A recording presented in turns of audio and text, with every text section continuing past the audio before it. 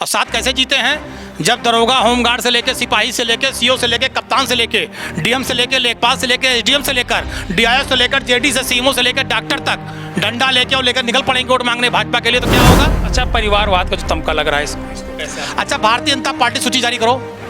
कितने लोगों के पिता सांसद हैं, बेटा विधायक है? कितने के पिता विधायक हैं, बेटा जिला पंचायत है? सूप बोले बोले चलनी बोले, जिसमें बात खर्चे पा से पासी और पा से पंडित, पासी और पंडित, यादव और मुसलमान, चौरसिया और मौर्या, लोहार कुहार प्रजापति, कोई ऐसी बिरादरी नहीं है जो समाजवादी पार्टी को वोट न दे रही हो। मेरी मौजूदगी मिल्कीपुर में है और आपको पता है कि मिल्कीपुर का उपचुनाव है। मिल्कीपुर का उपचुनाव 5 फरवरी को होना है और हमारे साथ इसमें बातचीत करने के लिए समाजवादी पार्टी से पूर्व विधायक, पूर्व मंत्री तेज नारायण पांडे उर्फ पवन जी हैं। मिल्कीपुर में 2 बिरादरी सबसे ज़्यादा है, ब्राह्मण, पंडित और पासी। ये राम मंगन रावत हैं, ये बाराबंकी से विधायक रहे हैं। राम सागर रावत जी जो कई बार सांसद रहे हैं बाराबंकी के, उनके पुत्र हैं। पा से पासी और पा से पंडित, पासी और पंडित, यादव और मुसलमान, चौरसिया और मौर्या, लोहार कुहार प्रजापति, कोई ऐसी बिरादरी नहीं है जो समाजवादी पार्टी को वोट न दे रही हो, क्योंकि समाजवादी पार्टी सर्व समाज की पार्टी है। समाजवादी पार्टी में सारे जातियों का सम्मान है, समाजवादी पार्टी सारे जातियों का गुलदस्ता है और ये समाजवादी पार्टी सारी जातियों का सम्मान आदर करती है, सारी जातियों का विकास चाहती है। क्योंकि जब उत्तर प्रदेश की मिल्कीपुर की सारी जातियां आगे बढ़ेंगी, तरक्की करेंगी, तभी ये प्रदेश तरक्की करेगा, जनपद तरक्की करेगा। इसलिए सारी जातियां, सारा समाज 5 फरवरी को साइकिल का बटन दबाकर श्री अजीत प्रसाद को जिताकर श्री अखिलेश यादव के हाथों को मजबूत करेंगे। अच्छा, परिवारवाद का जो तमका लग रहा है इसको कैसे? अच्छा, भारतीय जनता पार्टी सूची जारी करो। कितने लोगों के पिता सांसद हैं, बेटा विधायक है? कितने के पिता विधायक हैं, बेटा जिला पंचायत है? सूप बोले बोले चलनी बोले, जिसमें 72 चेत। पूरा खानदान, पूरी भारतीय जनता पार्टी परिवारवाद में लिप्त है और उसके बाद दूसरे को परिवारवाद बताते हैं। अरे मतलब कह दो वो बात बोलें जो शोभा, पहले अपने को सुधारें। भारतीय जनता पार्टी जिस दिन ये कर ले कि किसी नेता का बेटा विधायक सांसद नहीं बनेगा, उनके यहाँ किसी नेता की पत्नी विधायक सांसद चुनाव नहीं लड़ेगी, उनके यहाँ किसी नेता के बेटे को कोई पद नहीं मिलेगा, उस दिन इस तरह की भाषा बोले तो स्वीकार करूंगा। मिल्कीपुर कैसे जीतेंगे? मिल्कीपुर जनता जिताएगी, देवतुल्य जनता जिताएगी मिल्कीपुर की वोट देकर। इस बार तो बीजेपी वाले कह रहे हैं कि नए प्रत्याशी लेकर जो हमने अजीत प्रत्याशी, ऐसा प्रत्याशी ले आएगा कोई चिन्मय नहीं करत। पूरे मिल्कीपुर में कोई भाजपा के उम्मीदवार को पहचान न करते हुए है। कहते हैं कमल का फूल ही ना कभी किसी के शादी में गए हैं, ना ब्याह में गए हैं, ना दुख सुख में गए, कोई पहचानता ही नहीं है। कमल को फूल को तो लोकसभा चुनाव में श्री अवधेश प्रसाद जी ने पंखुड़ी को खंड खंड कर दिया है। मिल्कीपुर की जनता बहुत समझदार है। मिल्कीपुर की जनता पूरी पॉलिटिकल जानती क्या करना है।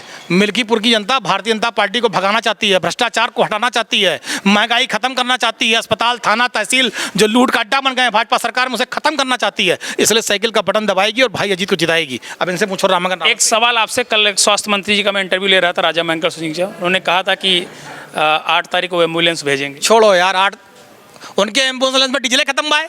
जो अखिलेश यादव जी 108 एम्बुलेंस ढेर गुले चलाए रहे, ओका इंजन सीज बाय। मोबिल और डीजल तो ये सरकार दे ही नहीं पा रही है। अगर कोनो इमरजेंसी पड़ जाए तो एम्बुलेंस इनके ताई ना है भाई, हमें का दे हैं।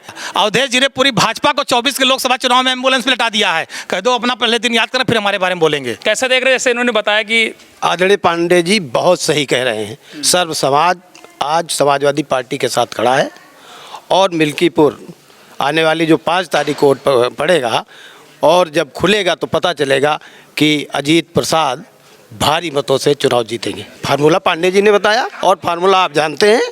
जिस तरह से हम लोग लोकसभा चुनाव लड़के पूरे प्रदेश में चुनाव जीतने का काम किया, उसी तरीके से उससे बेहतर चुनाव ये होगा। दादा, एक सवाल आपसे पूछना चाहेंगे। घोसी में सुधाकर सिंह 40,000 से ज़्यादा वोटों से भारतीय जनता पार्टी को हराए हैं।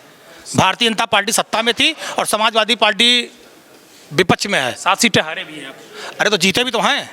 और 7 कैसे जीते हैं जब दरोगा, होमगार्ड से लेकर सिपाही से लेकर सीओ से लेकर कप्तान से लेकर डीएम से लेकर लेखपाल से लेकर एसडीएम से लेकर डीआईओ से लेकर जेडी से सीएमओ से लेकर डॉक्टर तक डंडा लेके और लेकर निकल पड़ेंगे वोट मांगने भाजपा के लिए। तो क्या होगा? तब वो जीते हैं। खाली मैं तो चुनौती दे रहा हूँ, निर्वाचन आयोग ईमानदारी के साथ जो लोकतंत्र की मर्यादा है उस मर्यादा में रह के चुनाव कराए, पता लग जाएगा दूध का दूध पानी पानी। काफ़ी मंत्रियों का डेरा है इसमें मिल्कीपुर में। ये तो दहशत है, ये तो समाजवादी पार्टी के कार्यकर्ताओं की दहशत है और जो भारतीय जनता पार्टी का भ्रष्टाचार उसका भय है। भय और दहशत में इतने मंत्री मुख्यमंत्री टहल रहे हैं सब। चंद्रभान पासवान और अजीत प्रसाद में टक्कर कैसे देख रहे हैं? जमीन आसमान का अंतर है।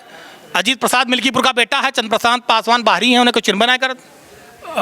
बीएसपी का वोट बैंक जो बीएसपी चुनाव लड़ी उसका क्या फ़र्क रहने वाला? सब लोग वोट दे रहे हैं ये जान लियो। अब हम बता दे रहे हैं, बहुत खास हो हमार भाजपा के 80% नेता दे हैं वोट साइकिल का, देखियो बूथ चक्के लियो। जो नाराज हैं, अरे नाराज सब नाराज हैं, जे आवा बाबा के चुनबा नहीं कर 80% वोट दे हैं यहाँ के।